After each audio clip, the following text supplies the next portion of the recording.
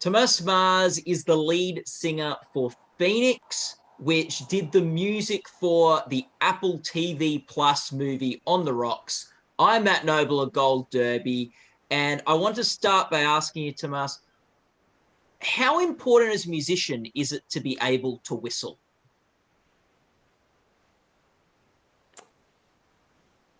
That's a really good question. It is, I think I want to say most musicians know how to whistle.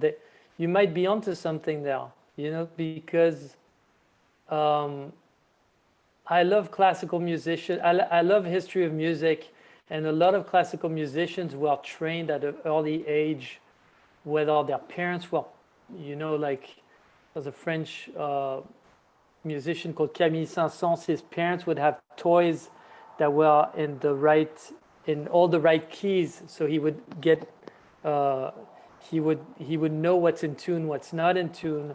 Um, and I do feel like whistling is a big part of how you can get harmony and how you learn how to tune. And so I think it's pretty important. Then I heard there's a genetic thing that you can't, some people just can't do it because it just won't work. I'm lucky that it works for me. I don't know if you can lose, if you can lose the ability to whistle like the character of Laura does in the movie, but um, yeah, no, all Phoenix musicians are pretty good at whistling. Mm. Oh, there you go. That's good. Felix is on to something. Yeah, he's Yeah. onto. Bill Murray's always onto something. um, let's actually start by talking about the end of the film, and that is the song "Identical" that you guys wrote for it. Um, what was the most sort of important beat you were trying to hit with that song thematically? That was the trickiest part for us because yeah, it's we were trying to be the glue between the end of the movie that has almost a tempo. It sets a tempo. It sets there's this climatic moment and the end credits where you leave the theater and you just try to keep the dream from happening. So it was tricky and very few pieces of music were working. And Sophia right away she liked this demo that we did um, for Identical. So we we finished the song as quickly as we could because we knew that that was the only thing that fit then, to this part. And yeah, we spent I'd say like 2 months working on that song probably. Oh. What do you think that song sort of says about the film or the characters in it? Well, there was a happy accident which most of the lyrics that were written at the beginning echoed the relationship between a father and a daughter. So it fit perfectly to the relationship that Felix and Laura, Bill Murray and Rashida Jones have in the movie. And that was another, you're always looking for these happy accidents. They are like signs just to keep going that tell you that you're on the right path and that you should insist and that song was the right one. We were looking for a balance between something that's very ethereal, like from the ether, like very almost like a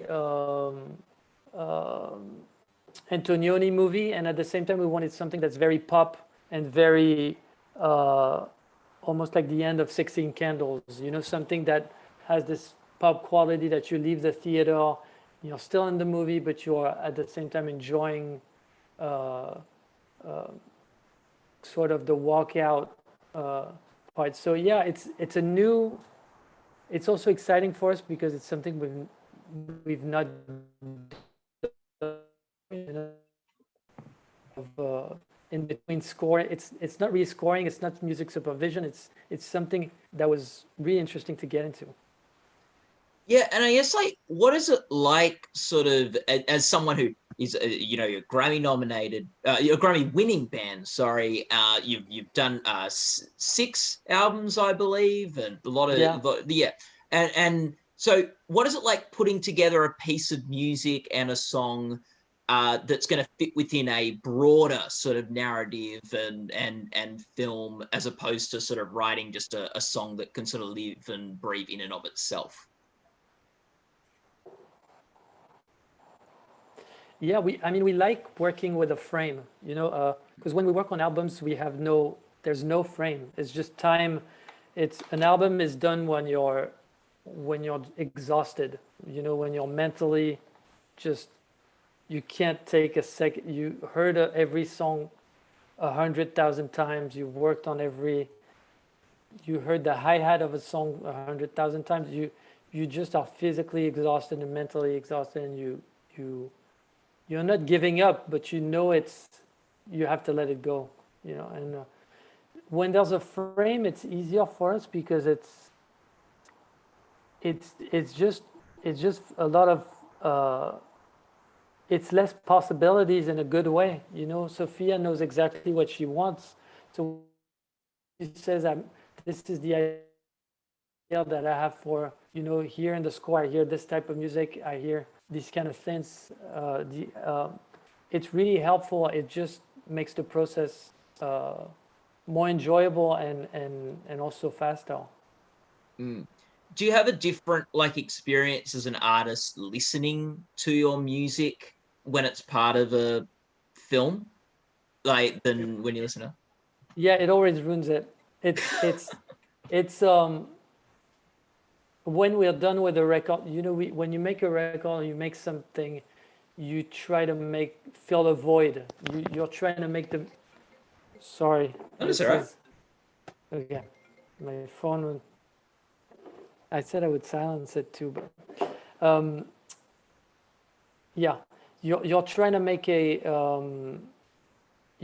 Sorry, I'm trying to get my video to be Okay. so I can see you again. I lost you Oh somehow. no, I can still hear and see you. You there, You Thomas? can hear and see me. Yeah. Hold on. Yeah, I can see you. Okay. Hello. Um, Sorry, can you repeat the question? Just Yeah. Well, it was yeah, thank you. is it different for you as an artist listening to your music? And you said when you did an album, it's often filling a void. Yeah, when you make an album, you make the music you want to hear, but the contradiction and the what's really strange about that process is that when it's done, you never listen to it because it's like kissing your own skin. It doesn't work. It's too narcissistic. The process is not. So, I mean, one of the first moment where I realized that was when the band we went to watch, we were invited to a screening of Lost in Translation, and Bill Murray is dancing to a song of ours called Too Young. Mm. I started to see that scene, and as soon as I heard our music in there, you just become a stressed artist. Like, oh, the compression's not right, and so it does take you. It does affect the way you watch movies, and it does ruin it a little bit. But the working on it makes up for it. Mm. And is it like interesting being part of something like having your music be part of something that's bigger? Yeah, it's really interesting because in music there's so many things you can do if you put the effort and the time into it. You can make I mean, we've always made our own artwork, our music videos. We've always been involved on every step of, we're mixing ourselves now. Well, but every step, because we enjoy it, um, being part of something bigger is gives us a bit of anxiety because you can't control certain things, and at the same time, there's a relationship, there's a trust that's really rewarding when it works. It's really rewarding. It's new things come out of it. It's a little bit less inbred in Yeah. a good way. It's always in a good way, I guess. Yeah. It's not the first Sofia Coppola film you guys have done the music for. And also, like as you said, in Lost in Translation, one of your songs is featured. I'm just wondering, where do you think like your approaches to music and Sophia's sort of approach to filmmaking align? Well, when she writes the script, she writes with music. So she'll start writing scenes with with a certain piece of music, or she'll ask me to find certain uh, just music to write with. So music is always the bond. It's always there. So it's very easy for us to, because it's not something we really add later on. It's always part, and there's more music than there are ideas about cinematography, or it's always the emotion. It's always substance of our style right from the beginning. So that makes it really easier. Mm. So something I really like about Sophia's films and Sophia Coppola's films is the restraint that science is demonstrated, and that scenes are given time to sort of breathe, and moments are given time, like you give them time to sit with them. And I think with the music in On the Rocks too, there are choices to play songs in certain parts, but there's also choices to not have music in certain moments as well. Like, um, what what was it like making the choices of when to put music in and when to not put music in? Um, she knows when I read the script, she highlighted a few sections, where she thought uh, there should be music, and then we tried. We then what's fun for us is we just try to put music everywhere, knowing that you can't do that because you want to save. If you put little music, it's more efficient because it's more impact. You have to play with it's a terrible metaphor, but it's almost like sugar. You don't want to overdo it. You just have to put the right amount, and I'm sure I could have found a better. But anyway, let's stay with sugar. Yeah, it works. The It is in the script. It is in the script, and what we did, especially for this movie, is there's a French Louis Malle movie called Ascenseur pour l'échafaud. It's scored by Miles Davis, and it's it has an incredible score, and it's known to be a movie that was scored in real time. Louis Malle went to grab Miles Davis as soon as he landed in Paris. He said, "Meet me in 2 days. You're going to score. I'm going to show the movie, and I want you to score in real time." We did the same thing. We screened the movie, and we set up our studio inside a movie theater, and we recorded everything to make sure that we were not missing a moment that was key, and just to be, to have this nice state when you are distracted, and at the same time you're watching the movie, and at the same time you're doing something, so you're experiencing the movie in a different way. And that was another way to find out when there should be scored, when there should not be scored. Um, so yeah, anything you can do just to find uh, when is the right moment. But yeah, Sophia knows it better than we do, though. I have to say, Yeah. and when. what's the scene she really wants to highlight, and when it's key to have music. What was the most challenging bit to put music to in the film? The most challenging scene? I think there are two. Well, identical at the end is the most challenging because we had to finish a song that we were working on that song for the album, and when you work on an album, it's a whole process of you write the song, you arrange it, you record, you do all the, you find a mixer, you master it. Usually, it's something you do all the songs together. This we had to do all this for one song, so it's not something we're used to do. It's kind of a leap of faith, a little bit more. Uh, and the other thing I would say is when Branco and the band found Michael Nyman for music supervision, we wanted to we needed to find a piece of music that was helpful to put everywhere in the movie. You know, something that was the music, the soundtrack of New York. And when we found that piece, that was the glue, and that made it way easier to find all the missing pieces to create Bell's world, Rashida's world. So yeah, the Michael Nyman song. Also, when he said yes to us using it in the movie, that's the other part that's really stressful. Is you work all this time and you're just crossing your finger that if suddenly he says no, then the whole. I mean, this was the spine of our skeleton. So if he would have said no, it's just yeah.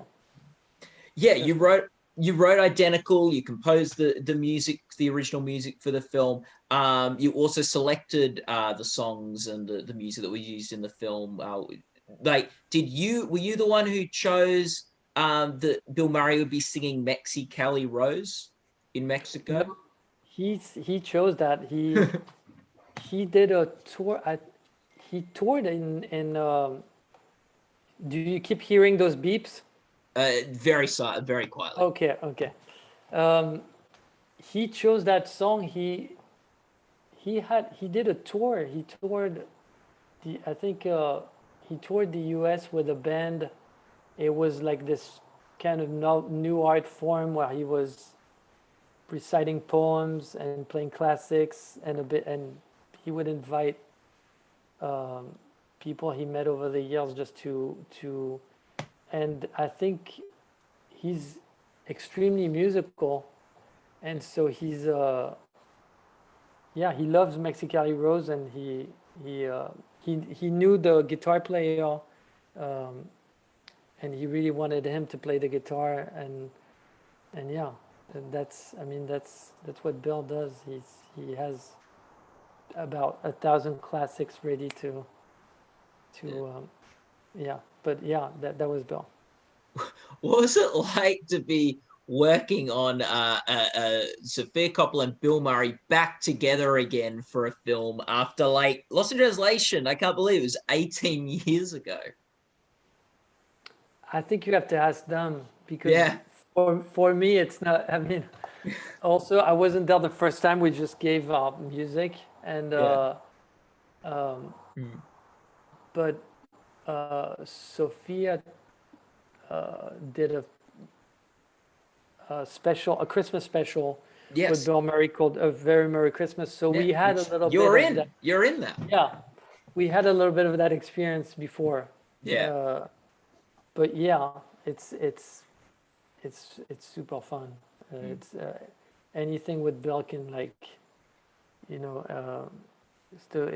it's the cliche. I mean, there's even documentaries about how, you know, how everyone just spending a minute of your time will change your life forever. So it's like it's just a insane Yeah. roller coaster. Yeah, But larger than life. yeah. What did you learn anything working on this film and doing the music for this film?